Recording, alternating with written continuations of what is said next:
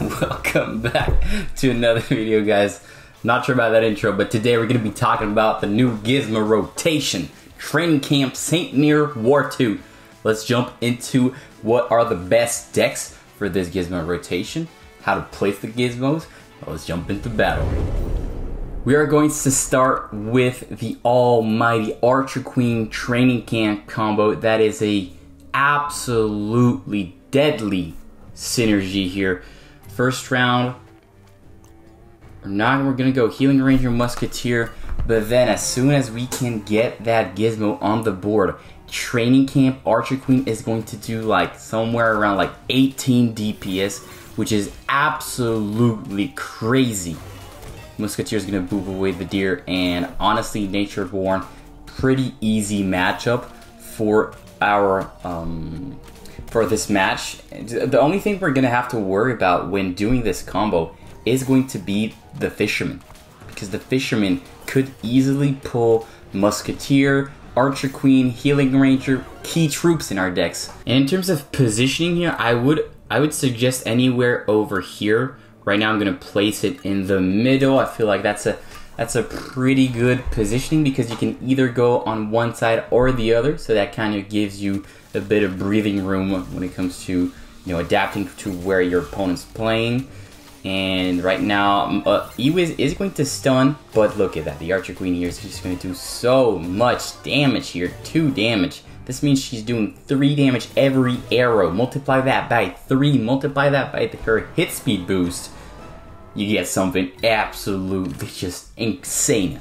Here I'm going to put my Healing Ranger in the corner with the Unstoppable, the 3rd upgrade. That's going to deny the Ewiz stun. Not for the first here, but look at that. Right now, Archer Queen plus Unstoppable is, well, it's just going to be unstoppable, and we're just going to get game number 1 here. An easy deck that I would 100% recommend to you guys. Now moving on to the War Toot here, which is going to shine against anything that stuns here. We have the Wave Master, and a very deadly combo is going to be Dark Goblin War Toot. He has Mega Knight here. That's actually perfect for the War Toot here. Right now, our opponent is running double stun, and the War Toot Dark Goblin is just going to be able to just remove any kind of control effects, and that's going to go to the stun. That's also going to be concerning the Monk, because Monk is a control effect.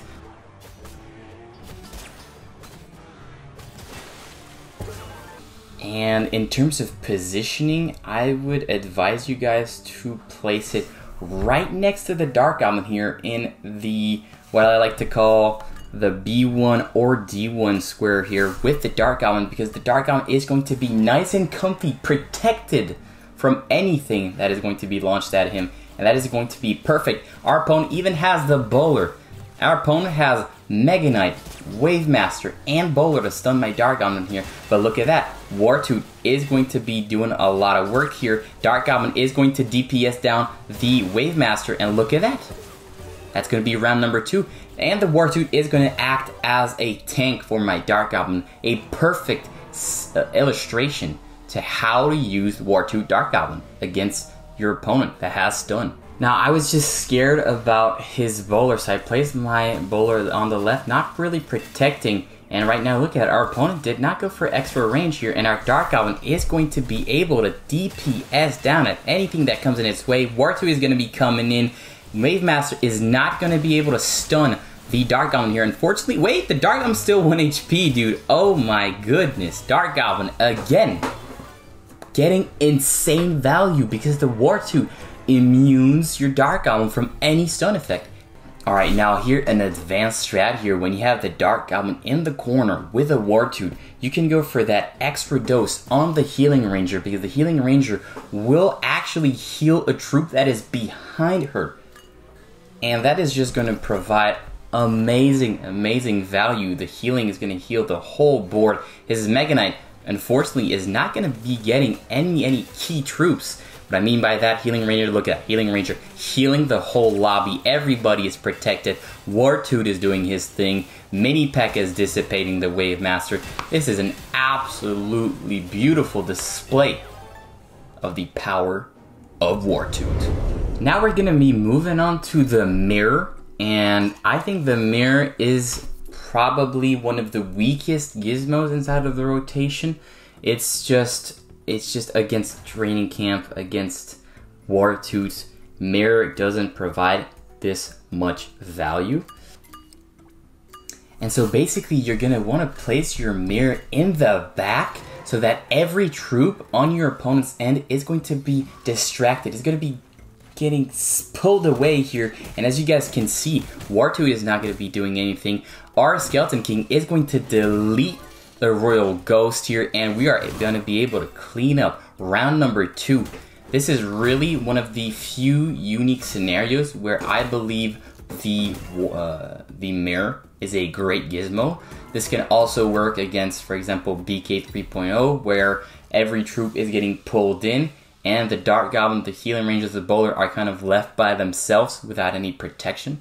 You guys could even place it 1 tile in the back, because often the enemy's troops go so fast around the Skeleton King that he's kind of left chasing. So that's why I always like to place my Skeleton King 1 tile lower, so that it has time to really put a lot of pressure on your opponent's troop here. And as you guys can see here, our opponent went for a Wartoot in the back, kind of having the same idea where you want to pull the troops, the enemy's troops. But the thing is, Wartoot really isn't meant to do that. Wartoot is meant to really provide a lot of value for your support troops. And as you guys can see, we managed to get a victory. Alright fellas, thank you so much for watching till the end. I hope you guys enjoyed this week's Gizmo rotation video. I wanted to give you guys my best advice here when it comes to picking the right gizmos and picking the right decks that go along with them. Hope you guys have a great day, and I'll see you guys in another video.